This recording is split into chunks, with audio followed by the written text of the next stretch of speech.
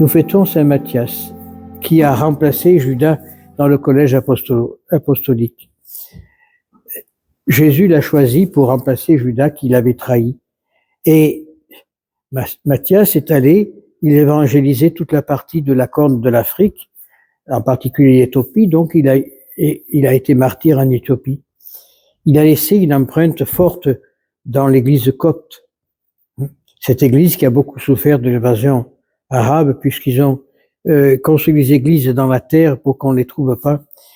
Et on a des écrits merveilleux des coptes, des pères du désert, qui sont splendides. Et ils sont issus de Saint Matthias. Mais Saint Matthias est rentré dans la fidélité. C'était pas un homme un très grand seigneur, non. Il y avait Barabbas qui était mieux que lui, mais Jésus a préféré celui-là. Et il dit, Jésus qui préfère les petits et les pauvres aux grands et aux riches. Les petits, pas la richesse financière qui l'intéresse, c'est la richesse intellectuelle. Jésus préfère se révéler aux petits plutôt qu'aux grands. Parce que Jésus est un Dieu d'amour. Et que, en apprenant aux petits à grandir, il ouvre la porte de la vie. Nous sommes dans une situation rocambolesque. Je pense que tout le monde a suivi ce qui s'est passé à Notre-Dame de Bétharram, qui est une abomination horrible. Eh bien, dans la continuité, hier à Auxerre, un prêtre a été pris à partie en le traitant de tous les noms d'oiseaux, parce que on est tous mis dans le même moule à cause de deux abrutis qui ont fait des actes inconsidérables. Tous les prêtres sont mis dans le même moule.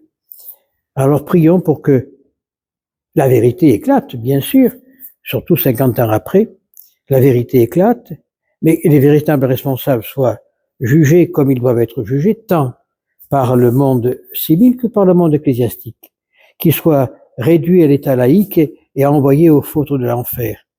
C'est le rôle des autorités. Mais qu'on ne s'en prenne pas aux autres.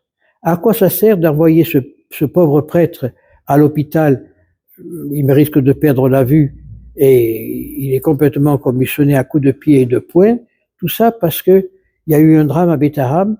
Qu'est-ce qu'il est responsable? Qu'est-ce qu'il est responsable? Alors, nous sommes dans un monde de scandale. Les gens aiment beaucoup le scandale. Maintenant, on s'apprend à la première dame, si c'est une dame, je ne sais pas, et on fait un scandale en disant que Madame Brigitte Macron n'est pas madame, mais c'est Monsieur Jean-Michel Trognon, enfin je ne sais pas tout ça.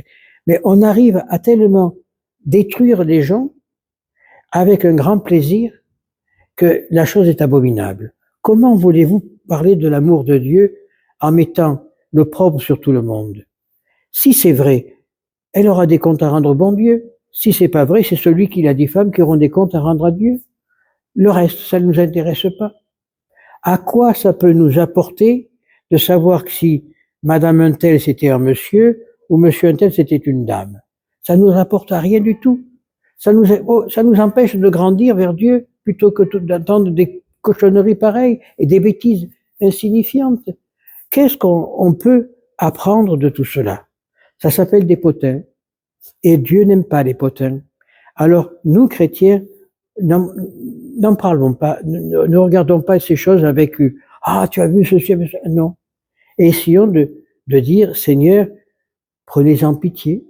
Prenez pitié de ceux qui sont diffamés, mais de ceux qui diffament. » Je ne me rappelle plus quel est l'acteur qui disait « Diffamer, diffamer », Chacha Guitry, je crois. « Diffamer, diffamer, il en restera toujours quelque chose. » À force de vouloir croire que l'on sait, on détruit les autres, mais on se détruit soi-même. Saint Bernard dit que lorsqu'on dit du mal de quelqu'un, on détruit 3 personnes. Celui de qui on parle, celui qui parle, et celui qui est au milieu et qui écoute. On détruit l'âme de 3 personnes. Alors, à quoi cela sert d'essayer de savoir ce qui se passe chez le voisin sans regarder ce qui se passe chez soi? Balayons devant notre porte avant de balayer devant la porte des autres. Et si le monde va mal, c'est parce que c'est un monde de ragots et de potins. Prions pour François Bergogne qui est en train de mourir à l'hôpital. Maintenant, ses reins se sont bloqués d'après ce que j'ai appris tout à l'heure. En a-t-il pour longtemps? C'est le seul Dieu qui peut le dire. Mais prions pour sa conversion. Prions pour le repos de son âme, parce que, en tant que chrétien, on doit le faire, même si on ne le reconnaît pas comme pape, même si on ne le reconnaît pas comme ce que l'on veut. C'est un être humain, c'est un chrétien, on doit prier pour lui. Hein? Alors prions pour l'âme, pour l'âme, puisqu'il n'est pas encore décédé, mais prions pour la conversion de notre frère François Bergoglio, hein, pour que véritablement il reconnaisse ses erreurs, les erreurs qu'il a commises, et que ensemble nous puissions chanter la gloire de Dieu. C'est mieux que tous les potins et les ragots que l'on peut dire. Moi, quand je lis certains messages qu'on m'envoie, ça me fait rigoler, même le nombril. Parce que dire que celui-là il est pas bon, celui-là il est mauvais, qu'est-ce qu'on en sait?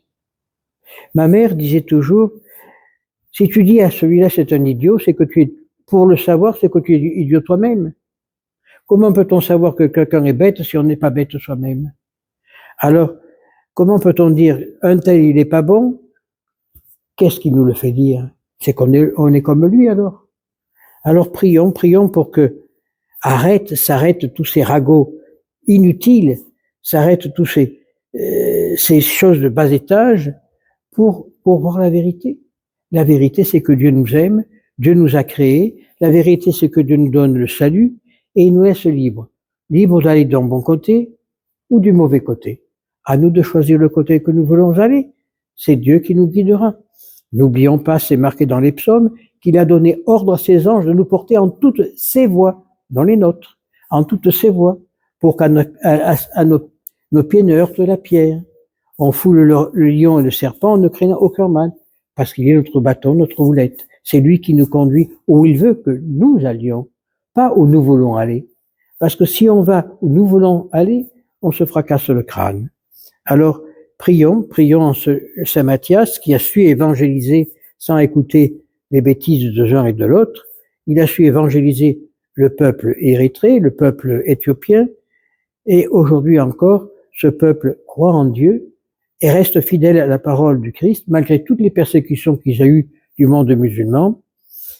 Ils sont restés fidèles, ils se sont enterrés. Il faut voir les églises en Éthiopie.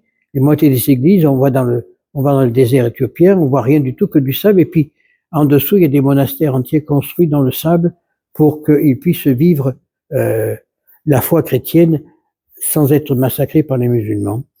Alors, prions avec eux aujourd'hui, puisque c'est leur grande fête aujourd'hui au Caire, à Alexandrie, c'est la grande fête chez les Coptes, pour que, à travers Saint Matthias, à travers les apôtres, on trouve le chemin de l'unité dans la vraie foi.